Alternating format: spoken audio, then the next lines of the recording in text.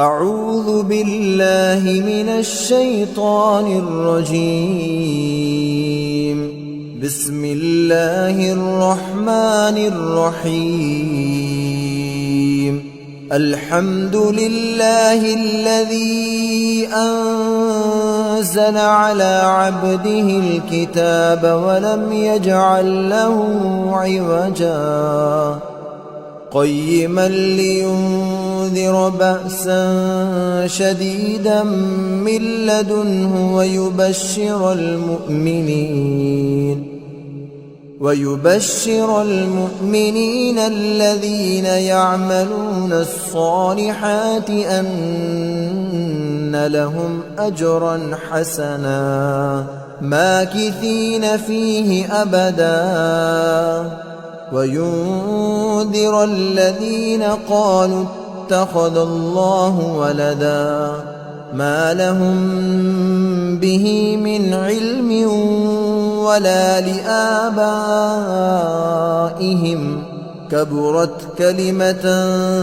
تخرج من أفواههم إن يقولون إلا كذبا فلعلك باخع نفسك على آثارهم إن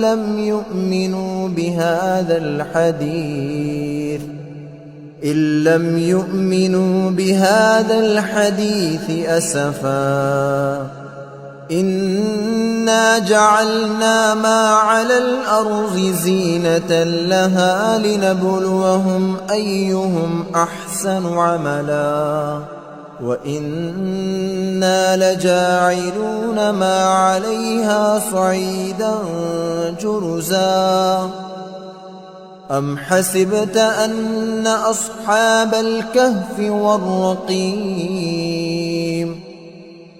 أصحاب الكهف والرقيم كانوا من آياتنا عجبا إذ أوى الفتية إلى الكهف فقالوا ربنا آتنا من لدنك رحمة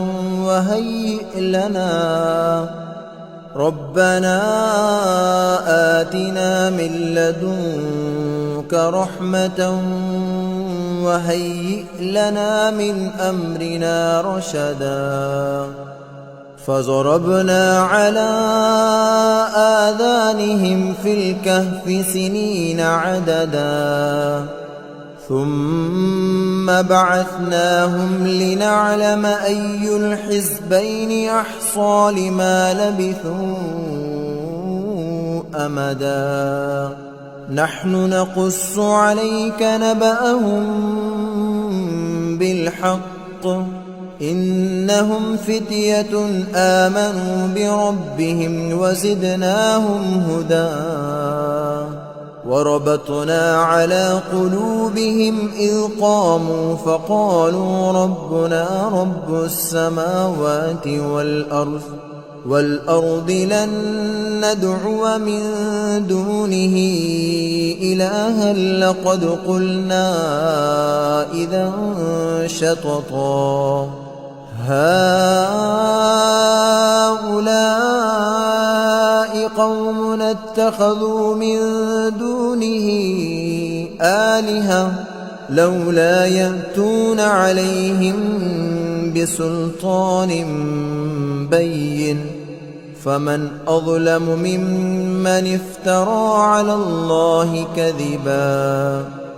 وإذ اعتزلتموهم وما يعبدون إلا الله فأووا إلى الكهف ينشر لكم ربكم من رحمته ويهيئ لكم من أمركم مرفقا وترى الشمس إذا طلعت تزاور عن كهفهم ذات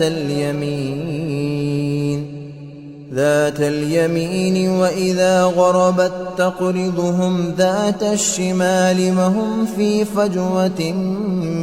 منه ذلك من آيات الله من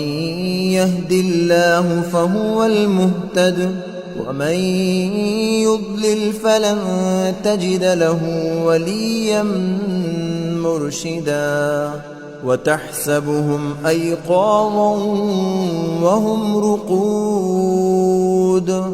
ونقلبهم ذات اليمين وذات الشمال وكلبهم باسط ذراعيه بالوصيد لو اطلعت عليهم لوليت منهم فرارا ولملئت منهم رعبا وكذلك بعثناهم ليتساءلوا بينهم قال قائل منهم كم لبثتم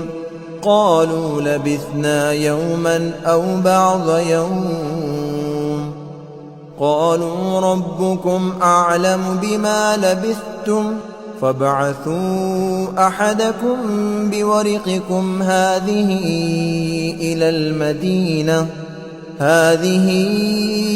إلى المدينة فلينظر أيها أزكى طعاما فليأتكم برزق منه وليتلطف ولا يشعرن بكم أحدا إنهم إن يظهروا عليكم يرجموكم أو يعيدوكم في ملتهم ولن تفلحوا إذا أبدا وكذلك أعثرنا عليهم ليعلموا أن وعد الله حق وأن الساعة لا ريب فيها إذ يتنازعون بينهم أمرهم فقالوا ابنوا عليهم بنيانا ربهم أعلم بهم قال الذين غلبوا على أمرهم لنتخذن عليهم مسجدا سيقولون ثلاثة رابعهم كلبهم ويقولون خمسة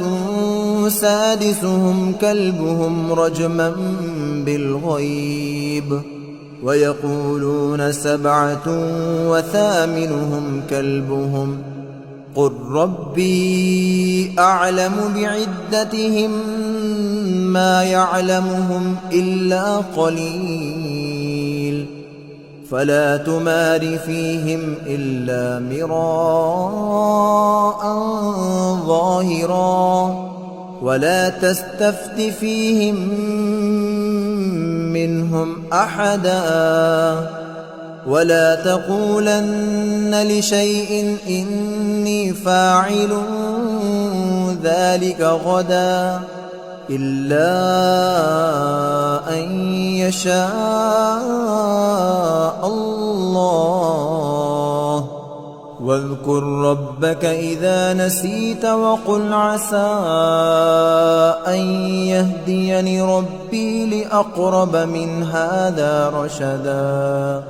ولبثوا في كهفهم 300 سنين وازدادوا 9 قل الله أعلم بما لبثوا له غيب السماوات والأرض أبصر به وأسمع ما لهم من دونه من ولي ولا يشرك في حكمه أحدا واتل ما أوحي إليك من كتاب ربك لا مبدل لكلماته ولن تجد من دونه ملتحدا واصبر نفسك مع الذين يدعون ربهم بالغداة والعشي يريدون وجهه ولا تعد تريد زينة الحياة الدنيا ولا تطع من أغفلنا قلبه عن ذكرنا واتبع هواه وكان أمره فرطا وقل الحق من ربكم فمن شاء فليؤمن ومن شاء فليكفر إنا أعتدنا للظالمين نارا أحاط بهم سرادقها وإن يستغيثوا يغاثوا بماء كالمهل يشوي الوجوه بئس الشراب وساءت مرتفقا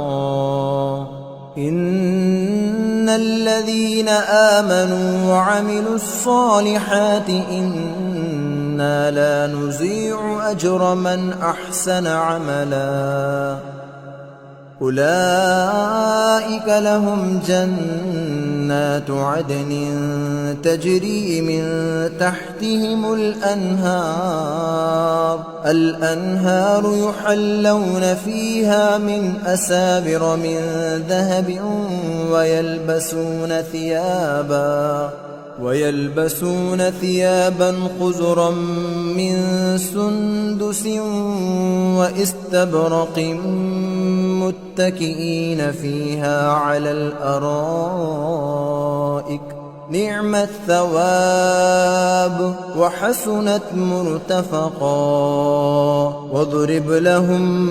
مثل الرجلين جعلنا لأحدهما جنتين من أعناب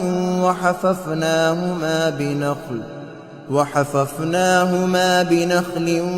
وجعلنا بينهما زرعا كلتا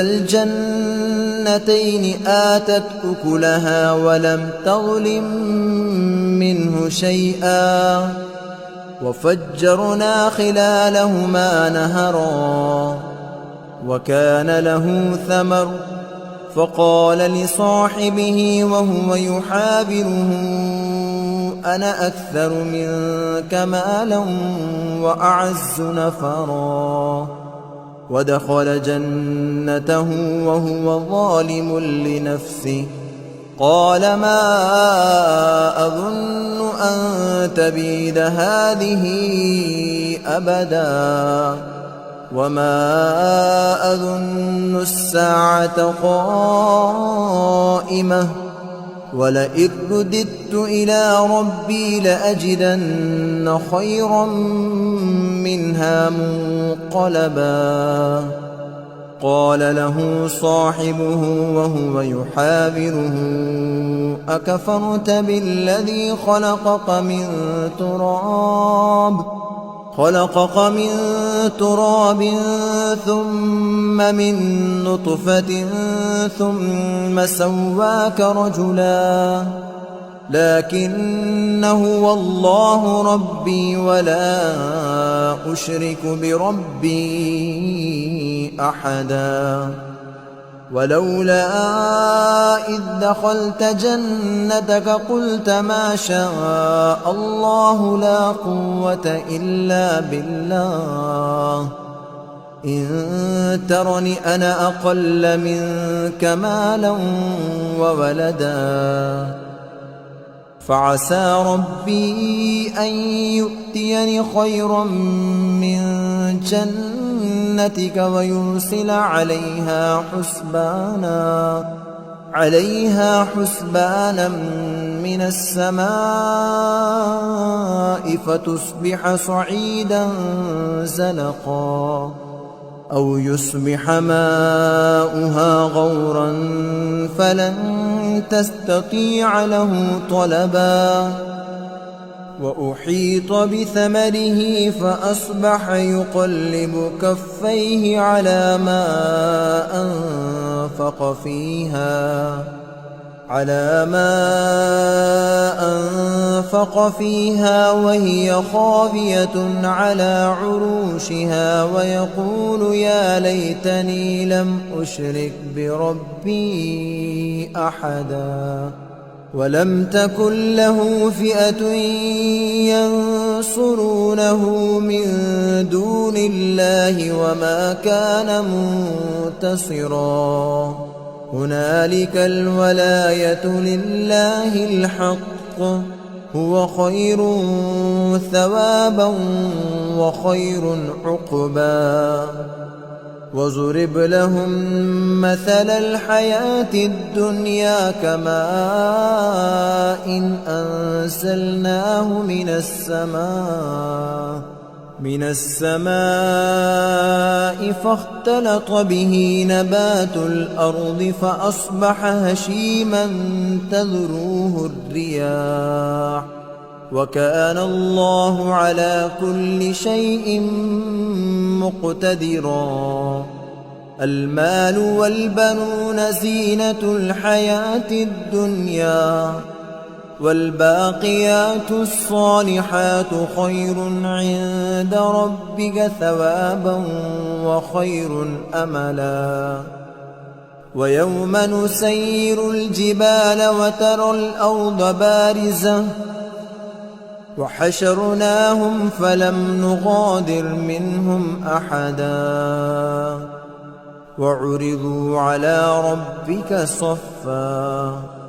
لقد جئتمونا كما خلقناكم أول مرة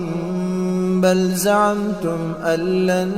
نجعل لكم موعدا ووزع الكتاب فترى المجرمين مشفقين مما فيه ويقولون يا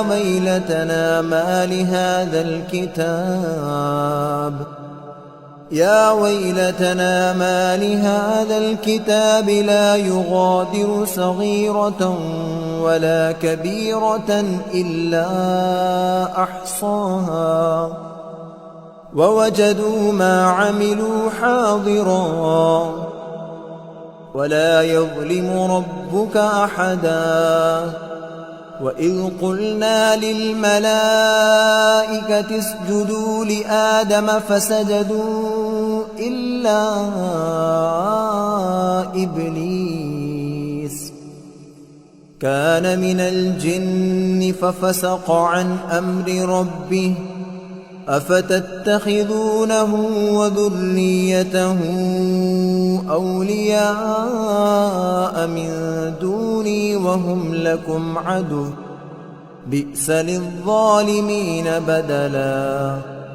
ما أشهدتهم خلق السماوات والأرض ولا خلق أنفسهم وما كنت متخذ المضلين عضدا ويوم يقول نادوا شركائي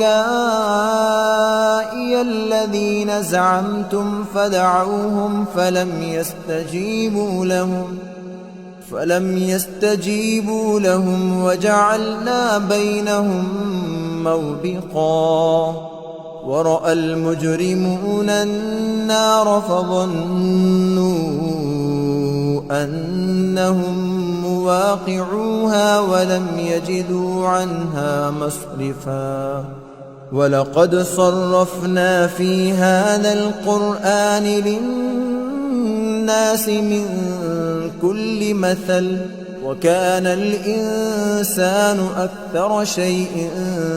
جدلا وما منع الناس أن يؤمنوا إذ جاءهم الهدى ويستغفروا ربهم إلا أن تأتيهم سنة الأولين أو يأتيهم العذاب قبلا وما نرسل المرسلين إلا مبشرين ومنذرين ويجادل الذين كفروا بالباطل ليدحضوا به الحق واتخذوا آياتي واتخذوا آياتي وما أنذروا هزوا ومن أظلم ممن ذكر بآيات ربه فأعرض عنها ونسي ما قدمت يداه إنا جعلنا على قلوبهم أكنة أن يفقهوه وفي آذانهم وقرا وإن تدعهم إلى الهدى فلن يهتدوا إذن أبدا وربك الغفور ذو الرحمة لو يؤاخذهم بما كسبوا لعجل لهم العذاب بل لهم موعد لن يجدوا من دونه موئلا وتلك القرى أهلكناهم لما ظلموا وجعلنا لمهلكهم موعدا وإذ قال موسى لفتاه لا أبرح حتى أبلغ مجمع البحرين أو أمضي حقبا فلما بلغا مجمع بينهما نسيا حوتهما فاتخذ سبيله في البحر سربا فلما جاوزا قال لفتاه آتنا غداءنا لقد لقينا من سفرنا هذا نصبا قال أرأيت إذ أوينا إلى الصخرة فإني نسيت الحوت وما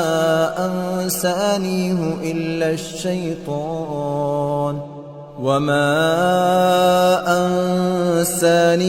إلا الشيطان أن أذكره واتخذ سبيله في البحر عجبا قال ذلك ما كنا نبغي فارتدا على آثارهما قصصا فوجدا عبدا من عبادنا آتيناه رحمة من عندنا وعلمناه من لدنا علما قال له موسى هل أتبعك على أن تعلمني مما علمت رشدا قال إنك لن تستطيع معي صبرا وكيف تصبر على ما لم تحط به خبرا قال ستجدني إن شاء الله صابرا ولا أعصي لك أمرا قال فإن اتبعتني فلا تسألني عن شيء حتى أحدث لك منه ذكرا فانطلقا حتى إذا ركبا في السفينة خرقها قال أخرقتها لتغرق أهلها لقد جئت شيئا إمرا قال ألم أقل إنك لن تستطيع معي صبرا قال لا تؤاخذني بما نسيت ولا ترهقني من أمري عسرا فانطلقا حتى إذا لقيا غلاما فقتله قال أقتلت نفسا زكية بغير نفس لقد جئت شيئا نكرا قال ألم أقل لك إنك لن تستطيع معي صبرا قال إن سألتك عن شيء بعدها فلا تصاحبني قد بلغت من لدني عذرا. فانطلقا حتى إذا أتيا أهل قرية استطعما أهلها فأبوا أن يضيفوهما فوجدا فيها جدارا يريد أن ينقض فأقامه. قال لو شئت لاتخذت عليه أجرا. قال هذا فراق بيني وبينك، سأنبئك بتأويل ما لم تستطع عليه صبرا. أما السفينة فكانت لمساكين يعملون في البحر فأردت أن أعيبها وكان وراءهم ملك يأخذ كل سفينة غصبا. وأما الغلام فكان أبواه مؤمنين فخشينا أن يرهقهما طغيانا وكفرا، فأردنا أن يبدلهما ربهما خيرا منه زكاة وأقرب رحما.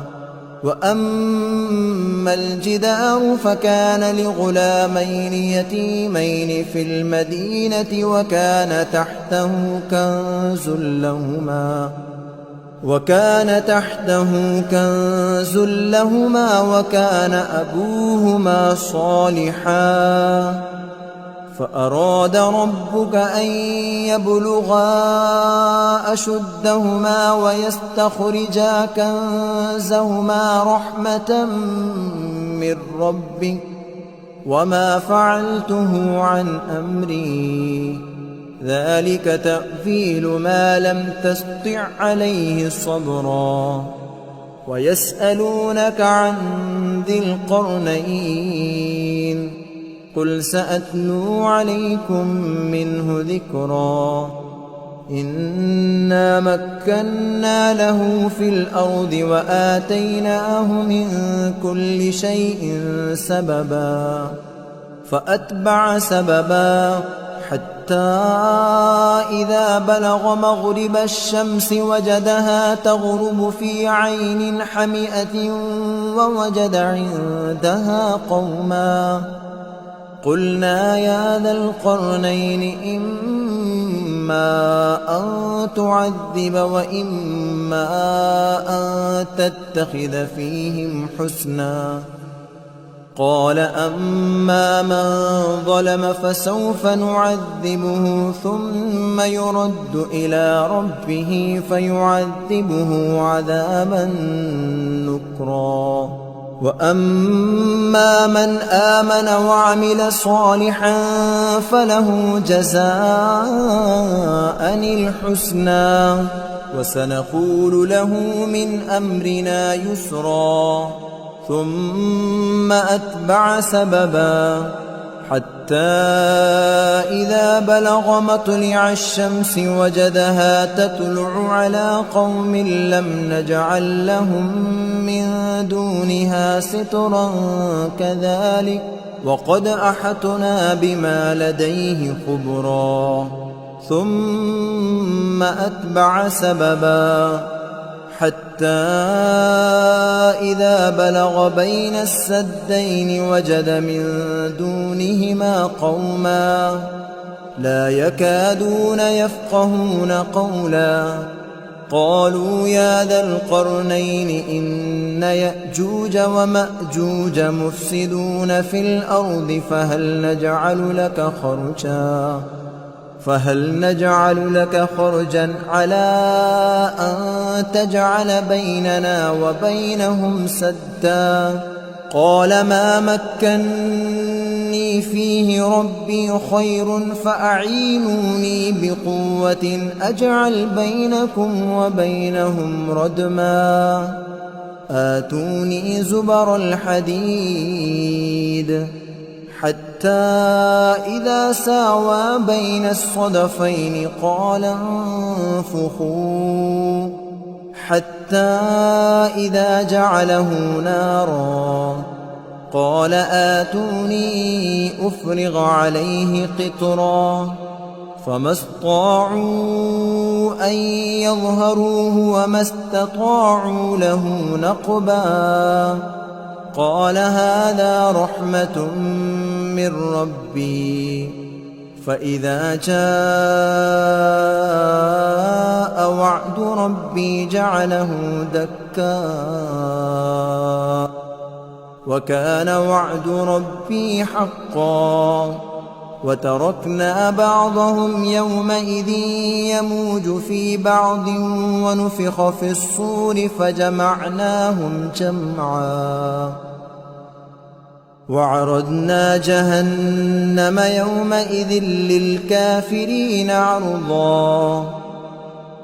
الذين كانت أعينهم في غطاء عن ذكري وكانوا لا يستطيعون سمعا أفحسب الذين كفروا أن يتخذوا عبادي من دوني أولياء إنا أعتدنا جهنم للكافرين نزلا قل هل ننبئكم بالأخسرين أعمالا الذين ضل سعيهم في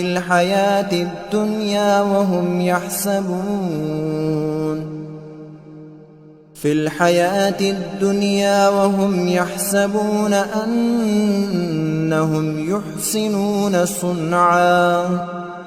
أولئك الذين كفروا بآيات ربهم ولقائه فحبطت أعمالهم فلا نقيم لهم يوم القيامة وزنا ذلك جزاؤهم جهنم بما كفروا واتخذوا آياتي ورسلي هزوا إن الذين آمنوا وعملوا الصالحات كانت لهم جنات الفردوس نزلا خالدين فيها لا يبغون عنها حولا قل لو كان البحر مدادا لكلمات ربي لنفد البحر قبل أن تنفد كلمات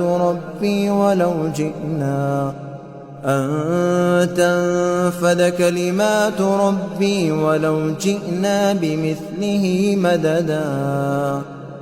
قل إنما أنا بشر مثلكم يوحى إلي أنما إلهكم إله واحد فمن كان يرجو لقاء ربه فليعمل عملا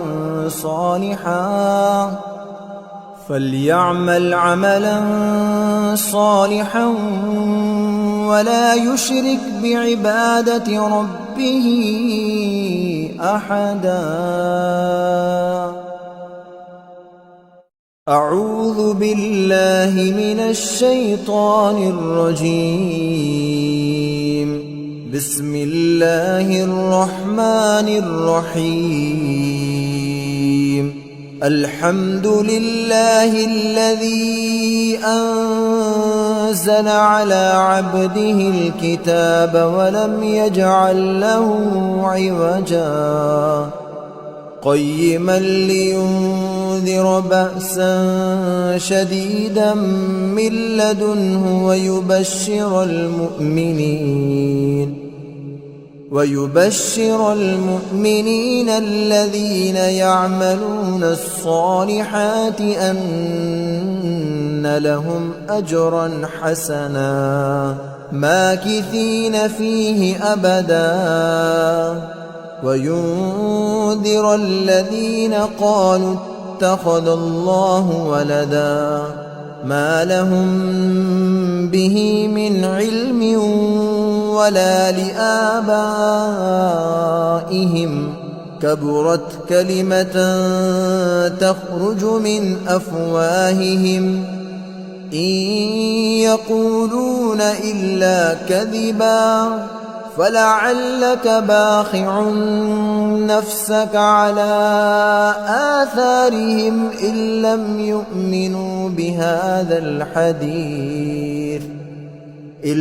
يؤمنوا بهذا الحديث أسفا إنا جعلنا ما على الأرض زينة لها لنبلوهم أيهم أحسن عملا وإنا لجاعلون ما عليها صعيدا جرزا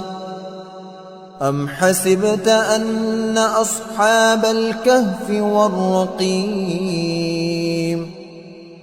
أصحاب الكهف والرقيم كانوا من آياتنا عجبا إذ أوى الفتية إلى الكهف فقالوا ربنا آتنا من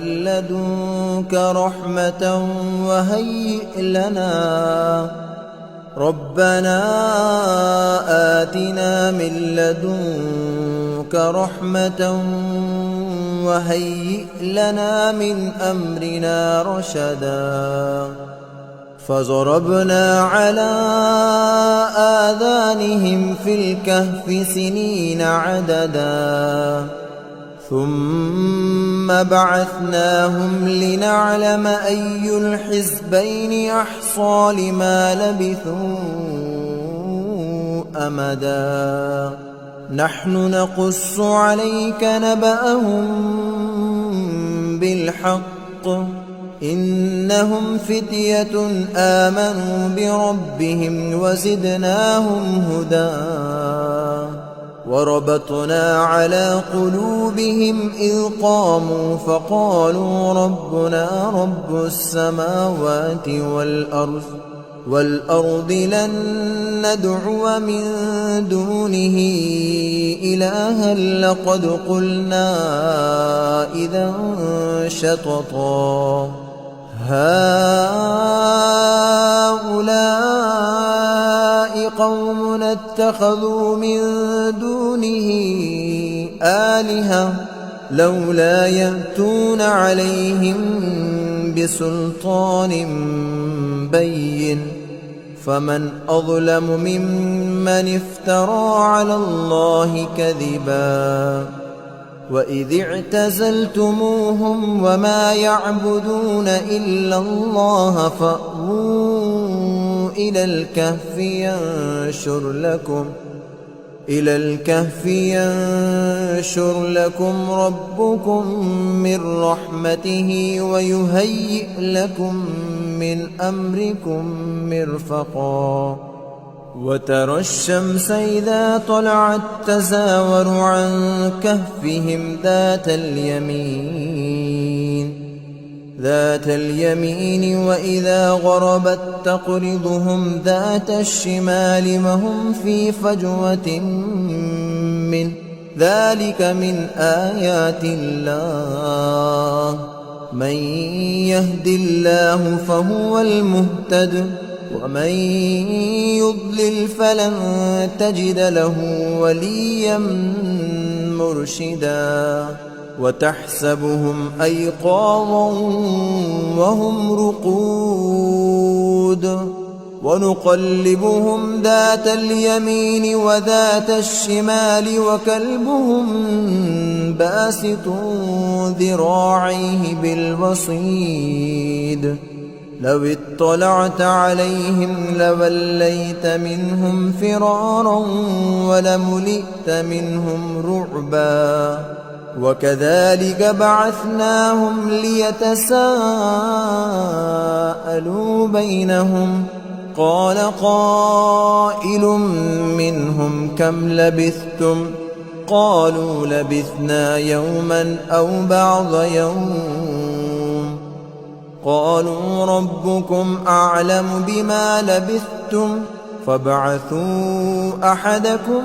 بورقكم هذه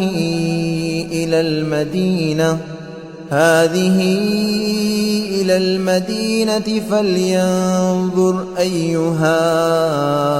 أزكى طعاما فليأتكم برزق منه وليتلطف ولا يشعرن بكم أحدا إنهم إن يظهروا عليكم يرجموكم أو يعيدوكم في ملتهم ولن تفلحوا إذا أبدا وكذلك أعثرنا عليهم ليعلموا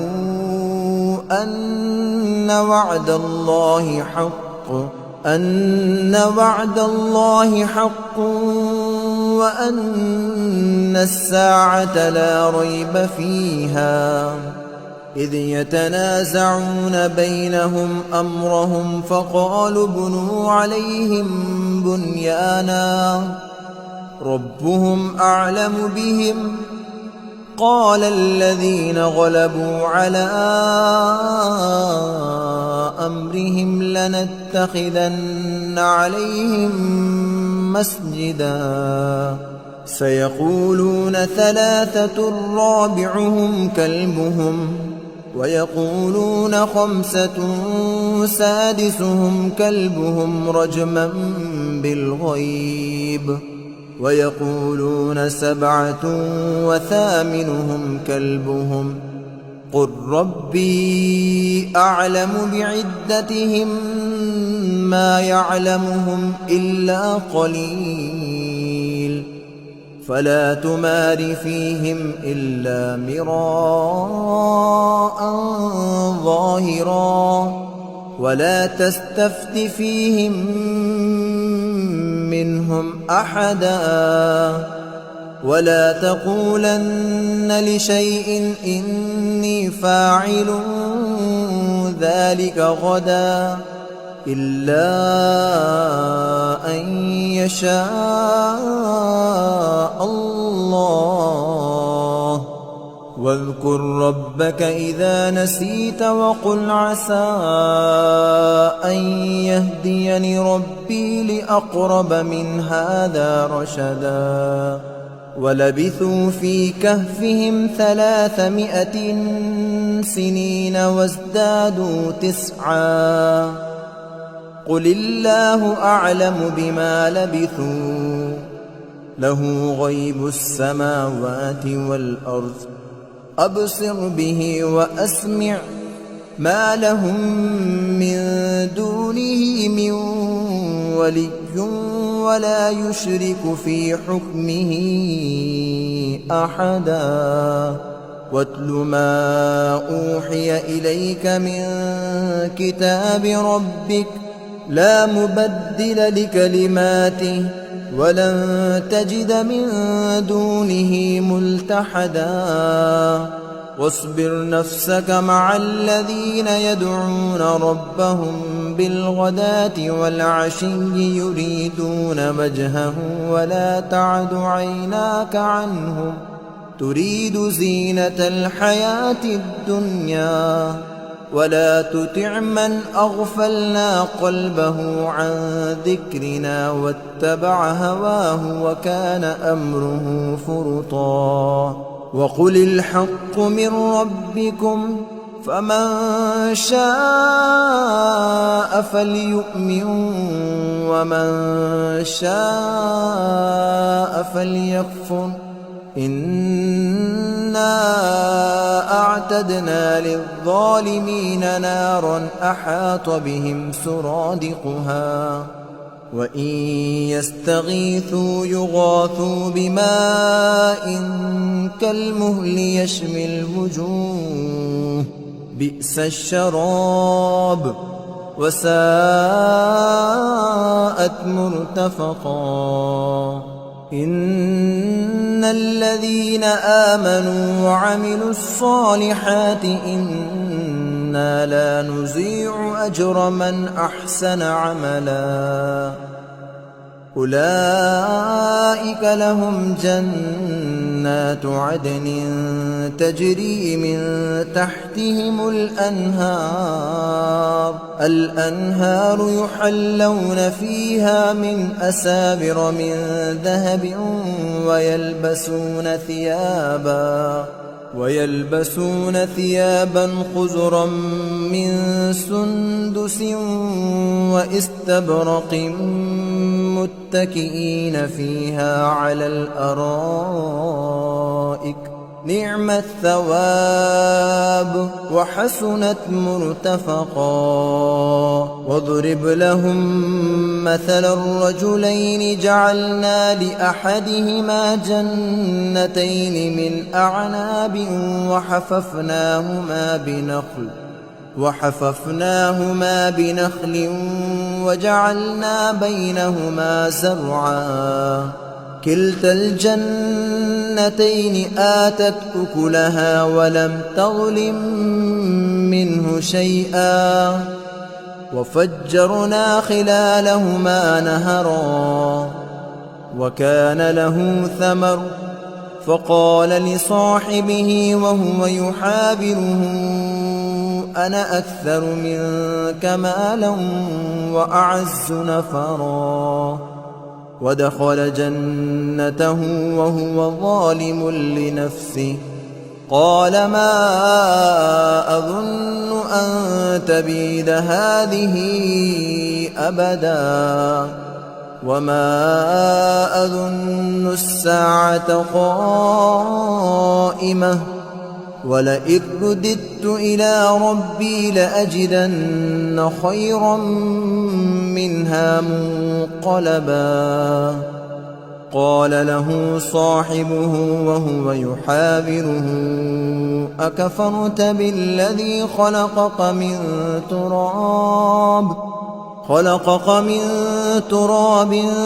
ثم من نطفة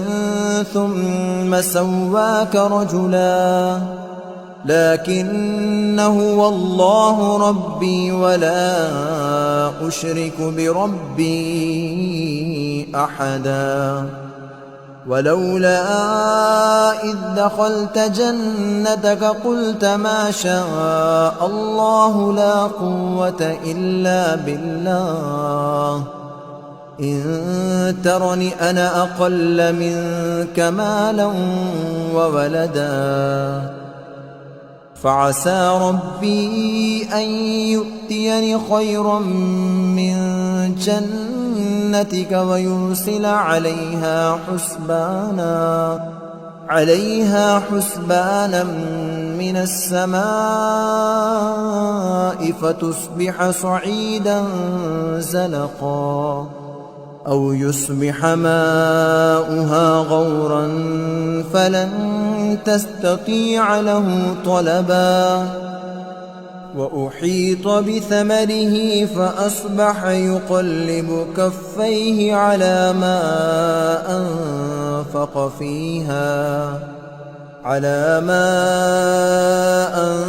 أنفق فيها وهي خاوية على عروشها ويقول يا ليتني لم أشرك بربي أحدا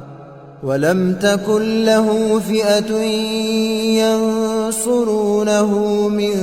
دون الله وما كان منتصرا هنالك الولاية لله الحق هو خير ثوابا وخير عقبا وضرب لهم مثل الحياة الدنيا كماء أنزلناه من السماء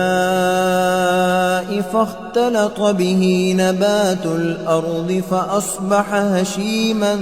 تذروه الرياح وكان الله على كل شيء مقتدرا المال والبنون زينة الحياة الدنيا والباقيات الصالحات خير عند ربك ثوابا وخير أملا. ويوم نسير الجبال وترى الأرض بارزة وحشرناهم فلم نغادر منهم أحدا وعرضوا على ربك صفا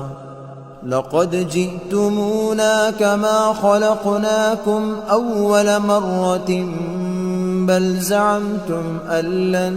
نجعل لكم موعدا. ووزع الكتاب فترى المجرمين مشفقين مما فيه ويقولون يا ويلتنا ما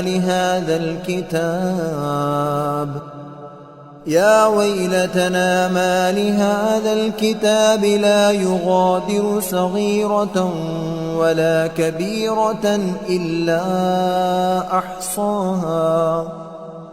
ووجدوا ما عملوا حاضرا ولا يظلم ربك أحدا. وإذ قلنا للملائكة اسجدوا لآدم فسجدوا إلا إبليس كان من الجن ففسق عن أمر ربه أفتتخذونه وذريته أولياء من دوني وهم لكم عدو بئس للظالمين بدلا. ما أشهدتهم خلق السماوات والأرض ولا خلق أنفسهم وما كنت متخذ المضلين عضدا. ويوم يقول نادوا شركائي الذين زعمتم فدعوهم فلم يستجيبوا لهم وجعلنا بينهم موبقا. ورأى المجرمون النار فظنوا أنهم مواقعوها ولم يجدوا عنها مصرفا. ولقد صرفنا في هذا القرآن للناس من كل مثل وكان الإنسان أكثر شيء جدلا. وما منع الناس أن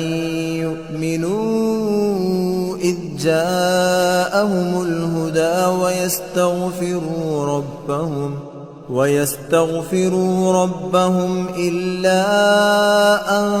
تأتيهم سنة الأولين أو يأتيهم العذاب قبلا. وما نرسل المرسلين إلا مبشرين ومنذرين ويجادل الذين كفروا بالباطل ليدحضوا به الحق واتخذوا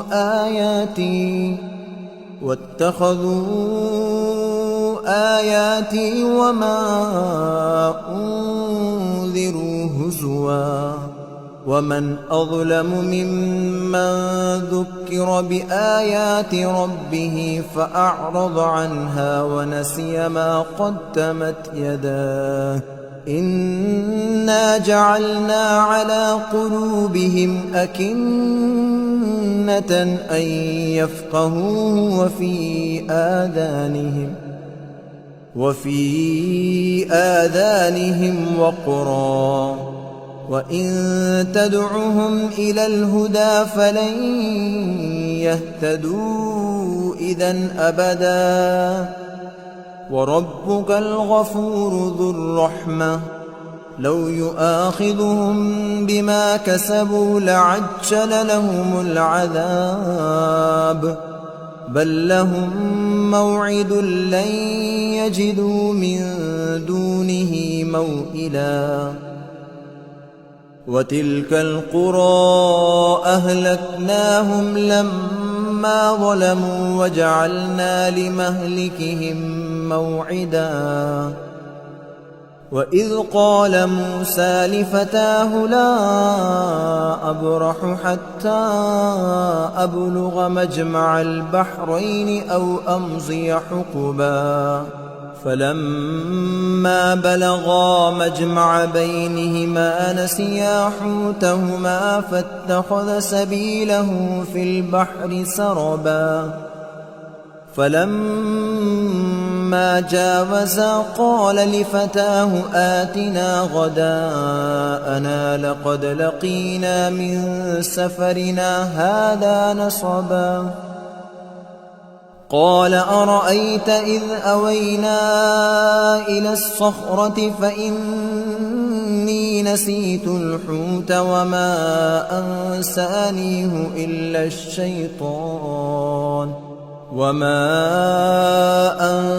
أنسانيه إلا الشيطان أن أذكره واتخذ سبيله في البحر عجبا قال ذلك ما كنا نبغي فارتدا على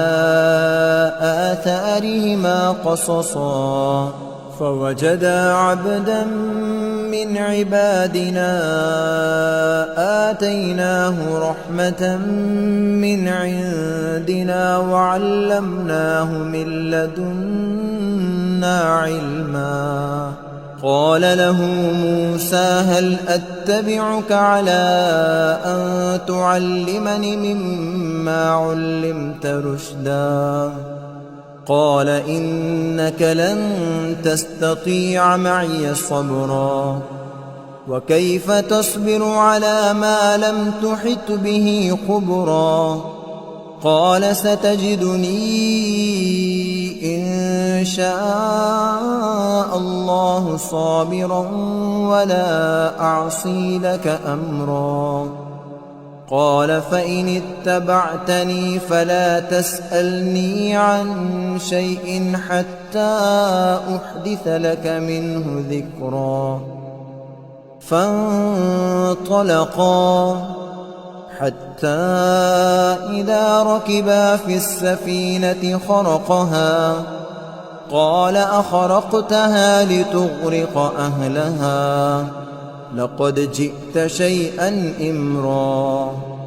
قال ألم أقل إنك لن تستطيع معي صبرا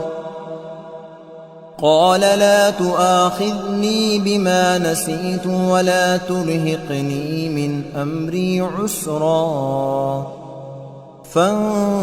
فانطلقا حتى إذا لقيا غلاما فقتله قال أقتلت نفسا زكية بغير نفس لقد جئت شيئا نكرا قال ألم أقل لك إنك لن تستطيع معي صبرا قال إن سألتك عن شيء بعدها فلا تصاحبني قد بلغت من لدني عذرا فانطلقا حتى إذا أتيا أهل قرية استطعما أهلها فأبوا أن يضيفوهما فوجدا فيها جدارا يريد أن ينقض فأقامه قال لو شئت لاتخذت عليه أجرا قال هذا فراق بيني وبينك سأنبئك بتأويل ما لم تستطع عليه صبرا أما السفينة فكانت لمساكين يعملون في البحر فأردت أن أعيبها وكان وراءهم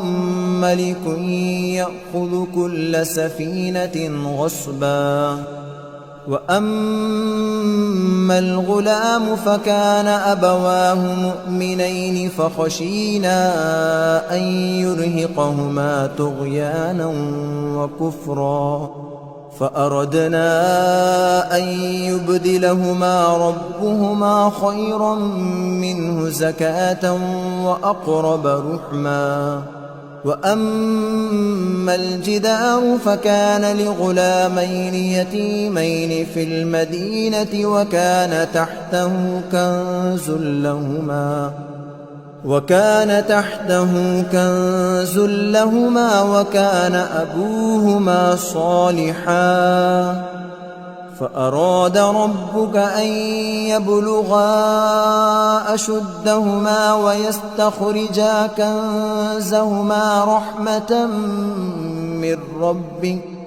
وما فعلته عن أمري ذلك تأويل ما لم تسطع عليه صبرا ويسألونك عن ذي القرنين قل سأتلو عليكم منه ذكرا إنا مكنا له في الأرض وآتيناه من كل شيء سببا فأتبع سببا حتى إذا بلغ مغرب الشمس وجدها تغرب في عين حمئة ووجد عندها قوما قلنا يا ذا القرنين إما أن تعذب وإما أن تتخذ فيهم حسنا قال أما من ظلم فسوف نعذبه ثم يرد إلى ربه فيعذبه عذابا نكرا وأما من آمن وعمل صالحا فله جزاء الحسنى وسنقول له من أمرنا يسرا ثم أتبع سببا حتى إذا بلغ مطلع الشمس وجدها تطلع على قوم لم نجعل لهم من دونها سترا كذلك وقد أحطنا بما لديه خبرا ثم أتبع سببا حتى إذا بلغ بين السدين وجد من دونهما قوما لا يكادون يفقهون قولا قالوا يا ذا القرنين إن يأجوج ومأجوج مفسدون في الأرض فهل نجعل لك خرجا على أن تجعل بيننا وبينهم سدا قال ما مكني فيه ربي خير فأعينوني بقوة أجعل بينكم وبينهم ردما آتوني زبر الحديد حتى إذا ساوى بين الصدفين قال انفخوا حتى إذا جعله نارا قال آتوني أفرغ عليه قطرا فما استطاعوا أن يظهروه وما استطاعوا له نقبا قال هذا رحمة من ربي فإذا جاء وعد ربي جعله دكا وكان وعد ربي حقا وتركنا بعضهم يومئذ يموج في بعض ونفخ في الصور فجمعناهم جمعا وعرضنا جهنم يومئذ للكافرين عرضا الذين كانت أعينهم في غطاء عن ذكري وكانوا لا يستطيعون سمعا أفحسب الذين كفروا أن يتخذوا عبادي من دوني أولياء إنا أعتدنا جهنم للكافرين نزلا قل هل ننبئكم بالأخسرين أعمالا الذين ضل سعيهم في الحياة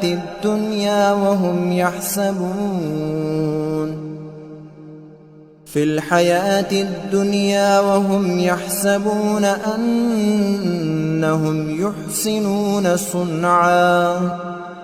أولئك الذين كفروا بآيات ربهم ولقائه فحبطت أعمالهم فلا نقيم لهم يوم القيامة وزنا ذلك جزاؤهم جهنم بما كفروا واتخذوا آياتي ورسلي هزوا إن الذين آمنوا وعملوا الصالحات كانت لهم جنات الفردوس نزلا خالدين فيها لا يبغون عنها حولا قل لو كان البحر مدادا لكلمات ربي لنفد البحر قبل أن تنفد كلمات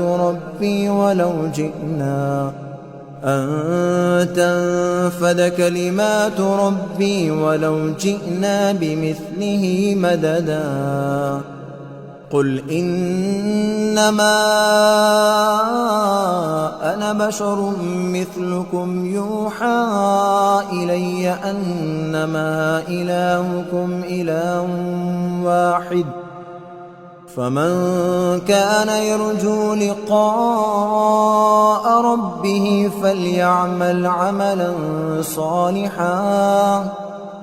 فليعمل عملا صالحا ولا يشرك بعبادة ربه أحدا.